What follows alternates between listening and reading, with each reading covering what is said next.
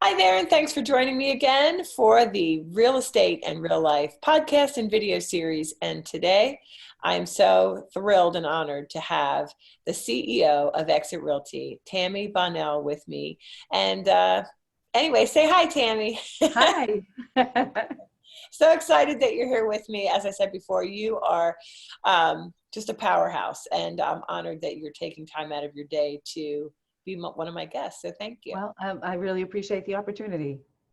Thanks. Okay, so you are one of our featured keynote speakers, and I want to just share with the audience that you made the Power 200 list again, which is the most powerful women execs in the residential real estate space. And I'm also going to say that you are internationally renowned leader and visionary. You've been in this industry a long time, but personally, you are a mom of three and a grandmom of three. That's right. Okay, and what do your grandkids call you? Well, one, because his mom is Portuguese, he calls me Vô, because Vovô and Vová, grandma and grandpa in Portuguese, so I'm Votam. But the other two call me Gram. Ah, that's awesome. Okay, Yeah. very, very good. Very good. Okay, so let me start with what I read about you. It said that you sold your first house when you were 13 years old. Can you share about that? That's very true. So Yeah. I was cleaning houses. That was my first opportunity. And so I used to scrape windows and clean houses and get them ready for people to move into new construction. And one time the realtor had forgotten to bring in the paperwork and forgot to tell them that the wall between the kitchen and the dining room was supposed to be open. It was supposed to be more open of a concept. And I was sitting in the windows, scraping windows, and everybody was yelling and screaming in the house. It was a relocation. And I was just like, God, please make me invisible. And the second they left, the builder put his fist through the wall. So I jumped in the window and said, I think you broke your hand. And he said, drive me to the hospital. So I lied about my age. So I drove him to the hospital. And on the way back, he was complaining about how this kind of stuff happens all the time. And it just seems to be such a simple business. And I was like, how hard is it? You paint a picture for people, because I had grown up around new construction and all that. And he basically said, you think you can sell houses? And I said, yes. And so he said, start Saturday, I'll give you $500 a house. So That is crazy. it was fun, actually. It was really a lot of fun. I always loved construction and always loved hearing entrepreneurs talking about what potentials were. And so it was really fascinating and a great way to grow up, actually. That's amazing. And that just shows, even from a young age, you were very resourceful and entrepreneurial, really. I mean, that's amazing. Well, I'm one of 6 kids. My parents had 6 kids by the time they were 25, and my dad was an entrepreneur. So we either had breakfast for dinner or steaks this thick, right? Whether we made it or lost it or made it or lost it. So, you get used to being in that environment and having to earn your keep. I love it. I love it. Now, I don't know the details, but I definitely wanted to ask you this question. I read also or saw online that you, which intrigued me immensely, and I loved, given that I'm a coach just for women agents and brokers, you said that you as you were navigating your career, you kind of knew what season you were in, and you kind of like didn't like you had time for your kids, and then I read something about maybe your husband was a stay-at-home dad for a time. And so can you navigate, like, just share with us that, how that all worked out? Yeah, I've been very fortunate to really not plan my whole life or anything like that, be open to opportunities. But we decided early on what our priorities were going to be. And we decided that our number one priority was to be good parents. And so it reached a point where my business was growing enough. And we had decided if we ever got to that point, that whoever was making the most money would stay working and whoever was making less would stay home, because we would put our kids first. And it had gotten to the point where I had a nanny in my house, and my husband's take home was pretty close to what hers was, but the kids weren't happy all the time, right? Yeah. And so this was a really good way for us to get a good feel. And it was a great way. My intuition I always use with my family, but it was a great way to kind of know, are we pushing the envelope too far? Do we need to back off a little bit? So, if I felt like my kids were feeling like they weren't getting the same level of attention, thankfully in our business, I could literally cancel appointments or say, I have an appointment this afternoon, dismiss my kids from school and take them to the beach, right? Exactly. But to Yeah. always make sure that the priorities were there. So, and it was a very different time because it was the 80s and husbands weren't staying home. And Yeah. my husband's from a very old fashioned Italian, I'm Irish. My husband's from a very old fashioned Italian Catholic family, and they had a tough time with it. And we had to hold our ground together of this is what's going to work the best for our family, and so we're going to do it. And it really worked out great. He's actually still home. He teaches martial arts, but he's still home a good chunk of the time so that he can also be a good grandfather too. And it's a really good balance for us. It's worked out really well.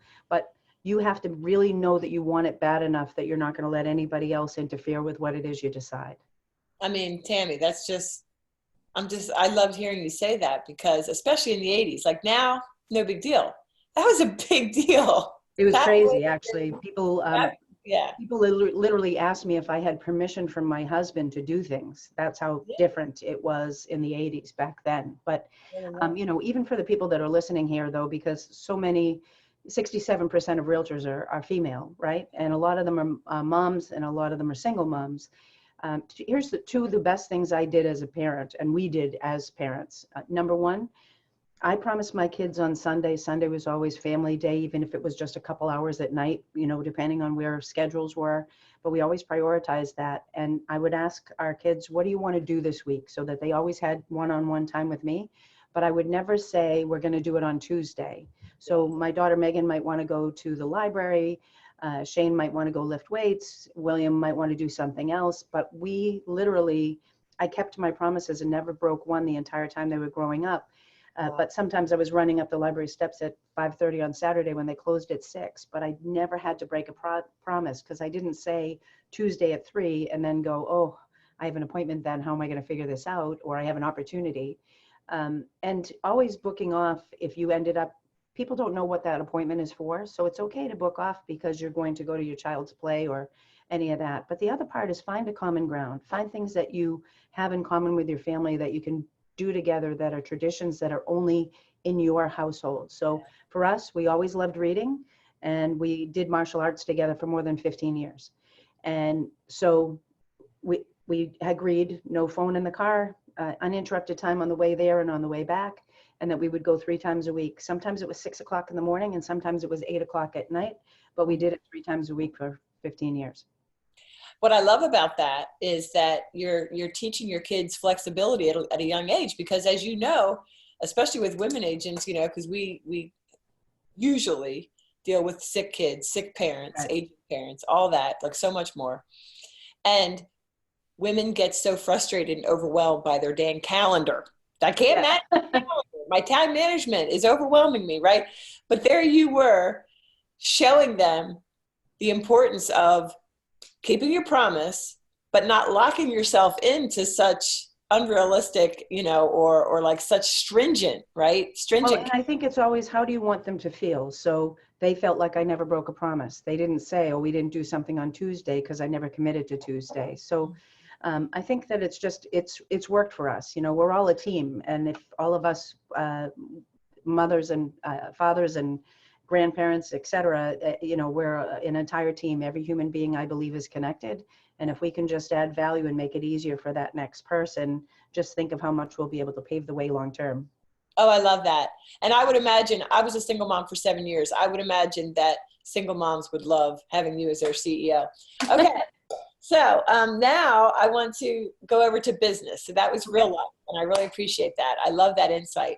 But tell us about the Dirty Dozen. Now, I read this in an article back in 2012, but I love the concept. I call it the tribe, but you called it back then the Dirty Dozen. Could you share with us what that is? So I actually have this, and I've used it my whole career. And so it's about leveraging relationships, but not using people, making sure you add value to their life so that they'll want to add value to yours. So I've always had a dozen people that work on the business, not in it. Appraisers, home inspectors, mortgage companies, insurance companies. They can tell you what's going on in the market. They can maybe even pave the way of an opportunity that's coming down the pike that you're not aware of.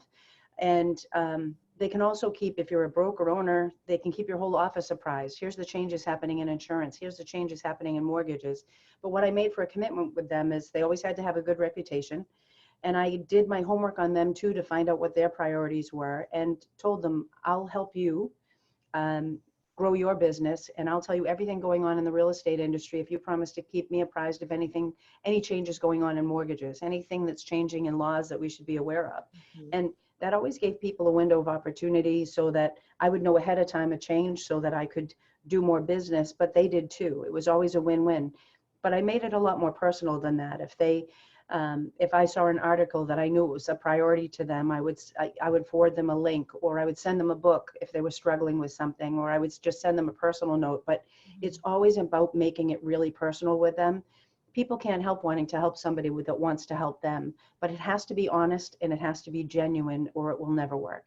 Right. One person for a dirty dozen, for people that are listing and selling real estate that are out there, that I would highly recommend right now, is someone involved in municipalities or in the planning board, because zoning laws are changing so rapidly because of a shortage of inventory and because of construction having a shortage, that paying attention to that and knowing if there's going to be a change in the market that you serve ahead of time will give you a great opportunity to have a heads up and end up with a terrific opportunity. A perfect example in where I live, they changed the in-law apartment. It used to be that if it was anything over 800 square feet, it was considered a two-family, which actually lowered the value of properties.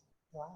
And I live in an old-fashioned New England area that it's all big old farmhouses. So most of those properties, the in-law apartment was bigger, because a lot of farmers would actually have their kids come in and take over the farm, and then they would move to that apartment, right? So it was always an in-law. And then somebody from the planning board that I don't think was that intelligent came in and changed the law. Well, they just changed it again, and they made it larger square footage, and that actually impacted, and I only have 9,000 people that live in my community, it impacted 500 homes. So I told one of the agents that is local to where we are, and he went door knocking, and he ended up with 45 ramped up 45 listings for the spring market, because their homes are worth $200,000 more than they would have been the other way around. Overnight. That's amazing. But it's just staying ahead of that curve. Absolutely. I'm so glad you shared that specific example with our listeners, because I think that too many agents, and I'll say especially women, because that's who I deal with, they're so worried about going to the left and seeing what Susie's doing, turning to the right, seeing what Johnny's doing, that's why they feel overwhelmed. They need to play in their own space and think strategically. And when you become an expert in your geographic market, your location, where you live, where you do business, and that's part of it. Your tribe needs to be somebody with the municipalities, the zoning. You know, I used to say, be friends with the mayor, because the mayor knows everything, right? I completely agree. Yeah, so that's amazing. So what do you think is, I've got one more thing. I like how you said that you like to think of the seller and buyer as a human being first. Right. Okay. Right. And I know that EXIT Realty is also, in that way, that people first. So just talk to us about that, because I think that that's a nice pivot, that if our agents and brokers would get that, their lives would be just so much simpler and less stress filled. Right. So we call our company Real Estate Humanized, and we always put the human before the person. So I'm going to give you two examples. One, we decided who we were a long time ago. So Ariana Huffington wrote an article in August that a lot of the top CEOs and chairman of the boards of really large companies, the consumers said that 64% of them feel that they should give back to communities and that they should help change the world. They shouldn't just be about profits. We did that from the very beginning. When this company started, we said we were going to be focused on human potential. That was our number one thing. We were going to make a difference in people's lives. But I can give you the best example. During the recession, unlike publicly traded companies and stockholders that say we just want our money back and we're just going to cut bodies and cut people, we said, who are we as a company? And we need to demonstrate that. So only people in leadership took a hit and pay, and we said we are going to outthink and outsell ourselves out of the recession, because we're going to lead by example. And that kept everybody loyal, so that our top people in our company, our top executives, they were the only ones to take a hit, and it made everyone else loyal. So the average time An employee who's been with Exit International is more than 15 years, and the average time for an executive is 15 years. And we're talking about a company that's only been in the United States for 20 years. I was going to say, It's wow. only been around for 22. So I think that really does make a difference. But even whether you're a broker and an agent, when you put that person in front of you, their circumstances in front of you, I think distraction is the biggest weakness we have as human beings. Yeah. And, you know, you get up in the morning and you answer your texts, you're glued to your phone and you answer your texts and then your emails, and then all of a sudden you're on Facebook and then Amazon, and where's your day gone? But then you also get this information that keeps coming at you about all these disruptors, when if you spent all that time, your business is in your windshield, the competition is in your rear view mirror. And I don't mean that derogatorily. I mean that you need to concentrate more here. You just look every, you know, a couple seconds out of every minute into the rear view mirror to make sure you don't run into a blind spot. People let that loud noise and a lot of that dollar volume have a huge impact on them, when we know that most of those companies, it's literally perpetual non-profitability, right? They haven't made a profit yet.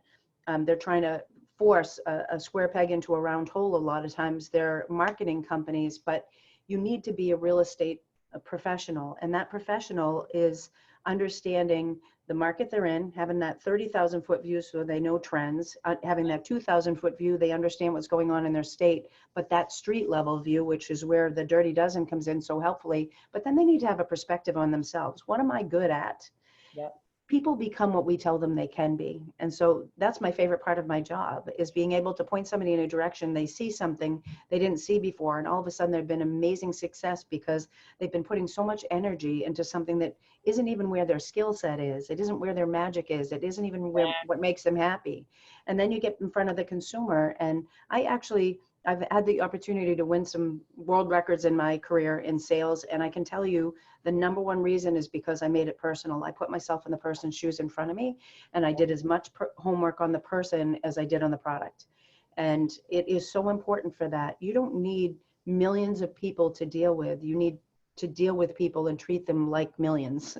Oh my gosh, I love it. Incredibly well, and everything, and you'll excel. Don't worry about what everybody else is doing. Just concentrate on the person that's in front of you right now. Exactly. Oh my gosh, you are preaching to the choir.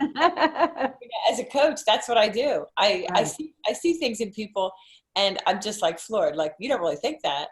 I have a client, or I had a client who was making well over $250,000, and her confidence was lackluster.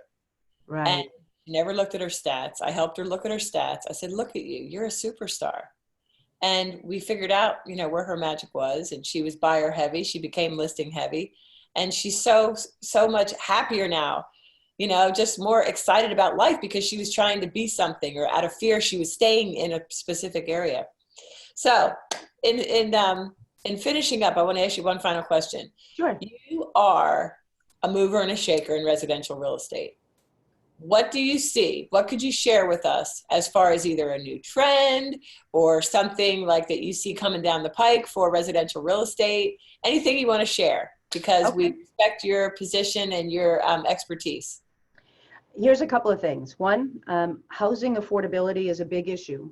So downpaymentassistance.com has, it's not down payment assistance, it's downpaymentresource.com. There are 2,400 different entities that provide grants and down payment assistance. So if you're dealing with first-time home buyers, it's a great place to go. Senior business is also a big deal. And one of the things that I think is really important to point out to people, because part of my job is to be a good forecaster. 5 years from now, in 2025, we're going to have what Wells Fargo, Zillow, Wall Street Journal deems as the silver tsunami. And we are going to have more people from 70 to 79, and they're going to pass away. They're going to end up with illnesses and end up in assisted living facilities, or they're going to want to downsize. But they own 50% of the properties out there. So think of that onslaught of inventory. So a good conversation with them right now, I believe, is, do you want to be on the market 5 years from now when everything's on the market? Because how much less are you going to get for return on investment? Or do you think you should be thinking about those things now?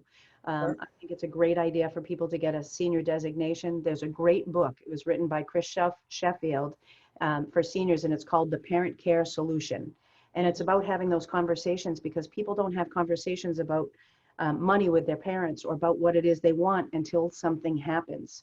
So first-time homebuyers and senior business are going to be about 50% of the business for the next chunk of years. So anything you can do to pay attention and be in their arena and understand how they think and feel will definitely help everybody. I love it. That is so strategic. Absolutely. Well, Tami, thank you so much for taking time out of your busy schedule. We look forward to meeting you and hearing you bring one of the keynote messages at April 14th, She's Unstoppable Live conference. I So can't wait. It'll be really fun. yay. So Thank you, much. Tami. Thank you. Have a great Thank you. weekend. You too. Okay. Bye-bye. Bye.